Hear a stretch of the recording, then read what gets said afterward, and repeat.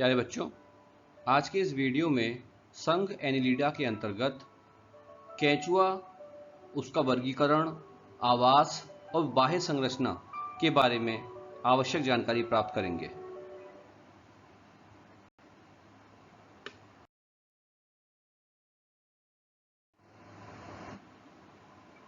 केंचुए का क्लासिफिकेशन, केंचुए का वर्गीकरण। देखिए, केंचुआ एनिलिडा संघ का प्राणी है।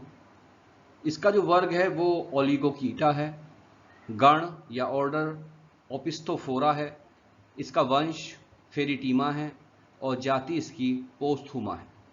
भारत में जो केंचुआ मिलता है उसकी सामान्य जो प्रजाति है वो फेरिटीमा पोस्थुमा है। सबसे अधिक मात्रा में भारत में यही जाति अर्थवर्म की पाई जाती है।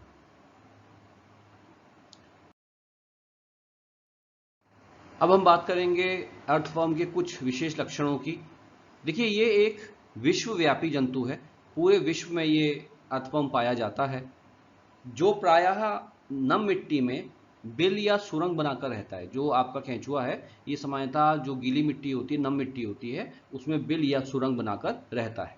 और जब एटमॉस्फेयर बहुत अधिक गर्म या ठंडा हो जाता है तो ये मिट्टी के काफ़ी नीचे, लगभग 7 से 10 फीट नीचे तक ये चला जाता है। इसके लिए जो सबसे उपयुक्त मौसम होता है वो बरसात का होता है। आपने देखा होगा कि बारिश में अक्सर केंचुए आपको बाहर दिखाई देते हैं और ये इसी मौसम में जनन का काम करते हैं, जनन क्रिया में प्रतिभाग करते हैं। इनका जो भोजन है ये आहार के रूप में मिट्टी खाते हैं और मिट्टी में मौजूद जितने भी भोज्य पदार्थ होते हैं, जैसे कोई आपका पौधा है उसकी पत्ती गिर गई तो वो सब मिट्टी में मिल जाती है। तो जब ये मिट्टी खाते हैं तो मिट्टी के साथ साथ ये सभी जो पदार्थ होते हैं, भोज्य पदार्थ, ये केंचुए के आहार नाल में जाते हैं और वहाँ पच जाते हैं, जिससे केंचुआ पोषण को प्राप्त करता है।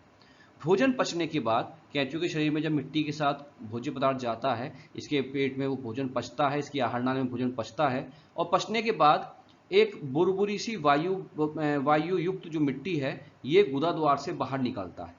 वो भी छोटी छोटी गोलियों के रूप में निकालता है और इन छोटी छोटी गोलियों को हम नाम देते हैं पुरीश या कृमि केंचुक, या हम इसे कास्टिंग के नाम से भी जानते हैं। और आपने देखा होगा कि केंचुए का जहाँ पे बिल या सुरंग जैसी संरचना होती है उसके चारों ओर एक ढेर टाइप का लग जाता है छोटी छोटी गोलियों का, तो उसको हम पुरीश कहते हैं या कास्टिंग कहते हैं। आप इस डायग्राम में देखिए, इस प्रकार का देखिए छोटी छोटी गोलियां होती हैं और इस प्रकार का ढेर ये लगा हुआ है, जिसको हमने क्या कहते हैं, पुरीश कहते हैं।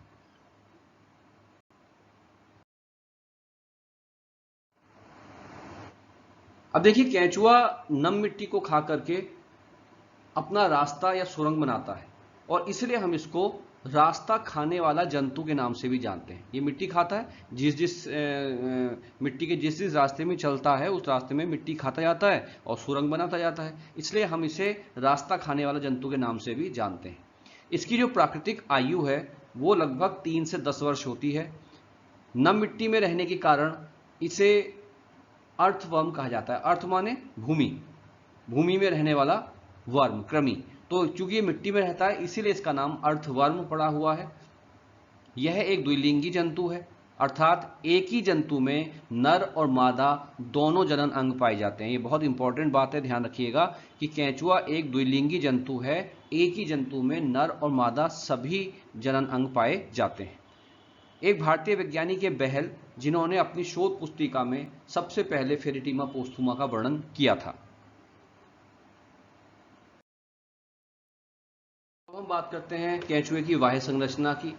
देखिए, ये जो केंचुआ है ये लगभग 15 से 20 सेंटीमीटर लंबा और 5 मिलीमीटर मोटा नली के समान संरचना वाला जंतु है। आप देखिए, ये केंचुए की संरचना आपको दिखाई गई है तो बिल्कुल नली के आकार का केंचुआ होता है, जिसकी लंबाई लगभग 15 से 20 सेंटीमीटर होती है। दोनों सिरों पर अगर आप सिरे देखेंगे तो सिरों पर ये कैसा होता है, नुकीला होता है, संकरा होता है। इसकी त्वचा पर एक विशेष प्रकार का पिगमेंट पाया जाता है जिसको हम कहते हैं पोरफायरिन, और इसी पोरफायरिन के कारण से इस केंचुए का जो रंग है, इसकी त्वचा का जो रंग है वो हल्का गुलाबी या भूरा सा प्रतीत होता है।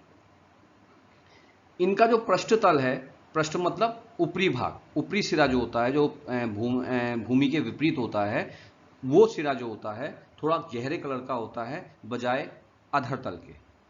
इनके पृष्ठ तल पर पृष्ठरुधिर वाहिनी पाई जाती है, जिसके बारे में हम आगे डिस्कस करेंगे अगले वीडियोस में। तो ये जो पृष्ठरुधिर वाहिनी पाई जाती है वो एक मध्य पृष्ठ रेखा के रूप में केंचुए में दिखाई देती है। केंचुए के अगर पृष्ठभाग को आप देखेंगे तो आप देखिए आपको ये एक धारी टाइप की संरचना दिखाई दे रही है। तो ये धारी रूपी जो संरचना है ये आपको पृष्ठभाग में दिखाई देती है, जो वास्तव में क्या है, पृष्ठरुधिर वाहिनी है। इसका पूरा शरीर अगर आप देखें तो आपको दिख रहा है कि पूरा शरीर कई टुकड़ों में बटा हुआ है। आप देख रहे हैं पूरे शरीर में कई टुकड़े हैं। तो ये आप ध्यान रखिएगा कि इसका पूरा शरीर जो है 100 से 120 समखंडों में बटा होता है। समखंड हमने यहाँ इसलिए कहा है क्योंकि सभी खंड जो होते हैं उनकी संरचना लगभग एक समान होती है, आकार लगभग एक समान होता है। तो आपको ये पता होना चाहिए कि जो केंचुआ है इसका पूरा शरीर लगभग 100 से 120 समखंडों में बटा हुआ होता है।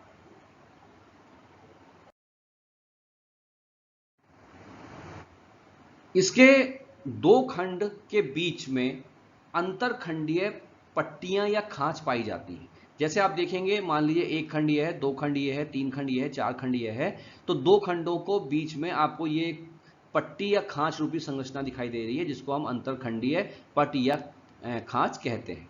और ये अंतरखंडीय जो पट या खांच है ये देह गुहा को, क्योंकि केंचुआ नली के आकार का है, केंचुए के अंदर की जो गुहा होती है उस गुहा को ये अंतरखंडीय पट जो है कई छोटे छोटे कक्षों में बांट देता है। आप खुद सोचिए, केंचुआ एक नली के आकार की संरचना है और उसके अंदर लगभग 100 से 120 खंड है। तो वो खंड क्या कर रहे हैं, उनके खंडों के बीच में कौन सी पट्टी है, अंतरखंडीय खांच या अंतरखंडीय पट्टी है। तो इसके कारण से केंचुए की जो अंदर की गुहा होती है वो भी कई खंडों में, कई कक्षों में क्या होती है, विभाजित हो जाती है। एक वयस्क केंचुए को अगर आप देखें तो एक वयस्क केंचुए के पहले अंतिम 14, 15 और 16 खंड को छोड़ करके शेष सभी खंडों की त्वचा में लगभग 80 से 120 तक काइटिन के बने कांटे जैसी संरचनाएं पाई जाती हैं, जिसको हम शूक या सीटी कहते हैं। पहला खंड, अंतिम खंड और 14, 15, 16 इन खंडों को छोड़ करके शेष सभी खंडों पर इसकी त्वचा में जो है 80 से 120 कांटे रूपी संरचनाएं पाई जाती हैं। जैसे आप देख लीजिए यहाँ पे कांटे रूपी संरचनाएं पाई जा रही हैं और इन कांटे रूपी संरचनाओं को हम नाम देते हैं शूक या सीटी कहते हैं। और वास्तव में ये है क्या, सीटी और शूक, ये केंचुए के गमन अंग हैं। इसी के द्वारा केंचुआ भूमि पर क्या करता है, गमन करता है, मूवमेंट करता है।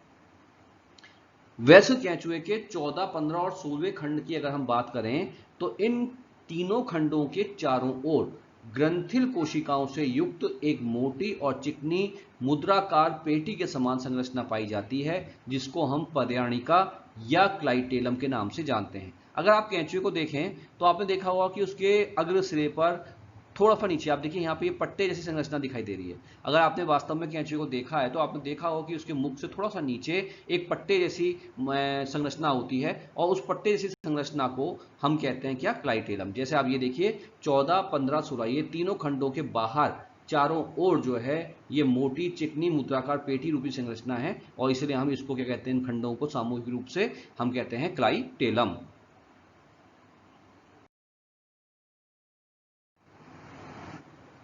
अब देखिए केंचुए के पहले खंड को आप देखिए। केंचुए के शरीर में जैसे मैंने आपसे कहा 100 से 120 खंड होते हैं। अगर आप इसका सबसे पहला खंड देखें, जैसे ये देखिए आप, ये पहला खंड है केंचुए का, तो इस पहले खंड को हम नाम देते हैं क्या, पेरिस्टोमियम, या इसे हम परितुंड कहते हैं। हिंदी में परितुंड कहते हैं और इंग्लिश में क्या कहते हैं, पेरिस्टोमियम। ये जो परितुंड या पेरिस्टोमियम होता है, इसके अधर तल पर ये आप देखिए छोटा सा छिद्र दिखाई दे रहा है, ये इसका मुख द्वार है और इस मुख द्वार के ठीक ऊपर मांस का आपको एक छोटा सा टुकड़ा दिखाई दे रहा है, जिसको हम नाम देते हैं प्रोस्टोमियम। तो आप ये समझ लें, पहला खंड क्या कहलाता है आपका, पेरिस्टोमियम, और इस पेरिस्टोमियम में अधर तल पर मुख पाया जाएगा और मुख के पृष्ठ तल पर, मुख के ठीक ऊपर मांस का एक छोटा सा टुकड़ा होता है, जिसको हम क्या कहते हैं, प्रोस्टोमियम कहते हैं। प्रोस्टोमियम और पेरिस्टोमियम में काफी कंफ्यूजन होता है बच्चों को एग्जाम टाइम पे, तो ध्यान रखना है खंड का नाम क्या है, पेरिस्टोमियम, और खंड के ऊपर पृष्ठभाग में जो मांस का एक टुकड़ा है उसको हम नाम देते हैं प्रोस्टोमियम। केंचुए में 12वें और 13वें खंडे के बीच 12वें और 13वें खंडों के बीच की जो अंतरखंडीय खांच होती है वहां से लेकर के सभी खांचों में एक एक सूक्ष्म पृष्ठ छिद्र पाया जाता है, जिससे देह गुह्य द्रव बाहर निकलता रहता है। दोबारा समझ लीजिए, कैंचुए के जो खंड हैं इनमें 12वें और 13वें खंड के बीच के अंतरखंडीय पट से लेकर के सभी खांचों में, मैं डायग्राम में एक बार आपको समझाने का प्रयास करूं। जैसे मान लीजिए आपका ये कैंचुआ है, ठीक है ना। तो इस कैंचुए के मैंने आपसे कहा इस प्रकार के कई खंड हैं। तो जो है मान लीजिए ये खंड आपका ऊपर वाला खंड क्या है, 11वां है, और ये वाला खंड क्या है आपका 12वां। तो इन दोनों खंडों के बीच का अंतरखंडीय पट ये हुआ। तो यहां से इस पट से लेकर के कैंचुए के अंतिम पट तक केवल अंतिम खांच को छोड़ना है हमको। मान लीजिए ये अंतिम खंड है और ये नीचे का दूसरा वाला है, तो ये जो अंतिम खांच है इसको छोड़ करके यहां तक सभी अंतरखंडीय पट के बीच की जो खांच होती है उनमें एक एक पृष्ठभाग में एक एक सूक्ष्म छिद्र पाया जाता है। पृष्ठभाग में इस प्रकार से यहां पे एक एक सूक्ष्म छिद्र पाया जाता है। सभी जितने भी अंतरखंडीय पट होंगे उन अंतरखंडीय पटों में पार्श्व में एक एक सूक्ष्म छिद्र पाया जाता है। और इस छिद्र के द्वारा देह गुहा द्रव शरीर से बाहर निकलता है। इस छिद्र को हम क्या कहते हैं, हम इसे पृष्ठ छिद्र कहते हैं। और इस छिद्र के द्वारा देह गुहा द्रव बाहर निकलता है। अगर आप कभी कैंचुए को देखें तो कैंचुआ आपको काफी चिकना दिखता है, चमकीला सा दिखता है। वो इसलिए दिखता है क्योंकि उसके शरीर से ये देह गुहा द्रव जो है लगातार बाहर निकलता रहता है इस पृष्ठ छिद्र के माध्यम से। और ये जो देह गुहा द्रव बाहर निकलता है ये कैंचुए की त्वचा को नम बनाता है, जिसकी वजह से कैंचुआ हमें हमेशा चमकीला सा और जो है थोड़ा गीला गीला सा लगता है। तो ये कारण क्या है, क्योंकि देह गुहा द्रव शरीर से बाहर निकलता रहता है। और निकलता क्यों है, ताकि कैंचुए का शरीर जो है क्या रहे, नम बना रहे। इसके अलावा देखिए 7वें खंड से लेकर शेष सभी खंडों की त्वचा में, जैसे ये खंड है 7वें खंड से लेकर के अंतिम खंड तक सभी खंडों की त्वचा में व्रककों के सूक्ष्म छिद्र पाए जाते हैं। व्रकक क्या है अभी आप आगे पढ़ेंगे। व्रकक है कैंचुए का उत्सर्जन अंग। कैंचुआ व्रकक के माध्यम से उत्सर्जन करता है। तो 7वें खंड से लेकर के अंतिम खंड की त्वचा में व्रकक के सूक्ष्म छिद्र भी पाए जाते हैं।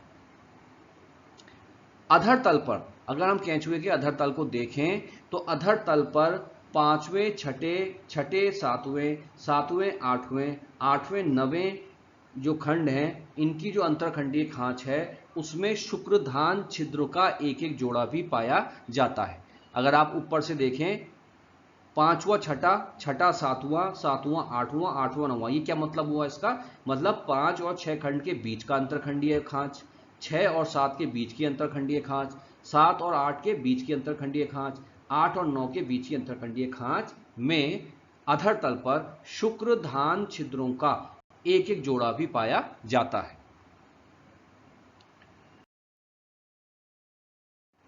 अब देखिए आप यहां पे इस डायग्राम में 5वें और छठे खंड के बीच का ये अंतरखंडीय पट है, छठे और 7 के बीच में ये अंतराखंडीय पट है, 7वें 8वें के बीच में ये अंतराखंडीय पट है, और 8वें और 9वें के बीच में ये अंतराखंडीय पट है। और इन चारों अंतराखंडीय पटों में दो दो आपको शुक्रग्राही का छिद्र आपको दिखाई दे रहे हैं।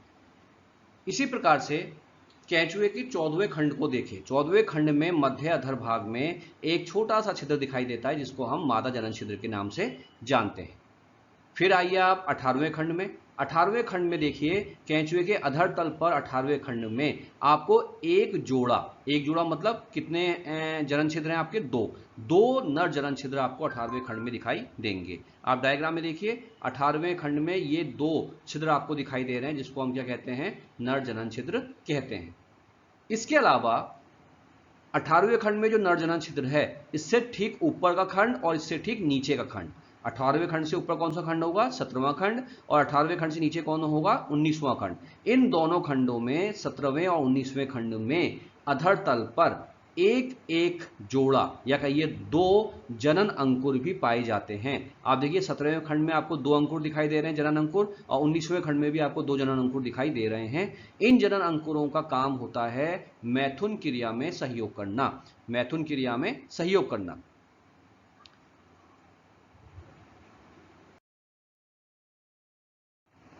तो इस वीडियो के माध्यम से मैंने आपको केंचुए के बाह्य संरचना के बारे में जानकारी दी।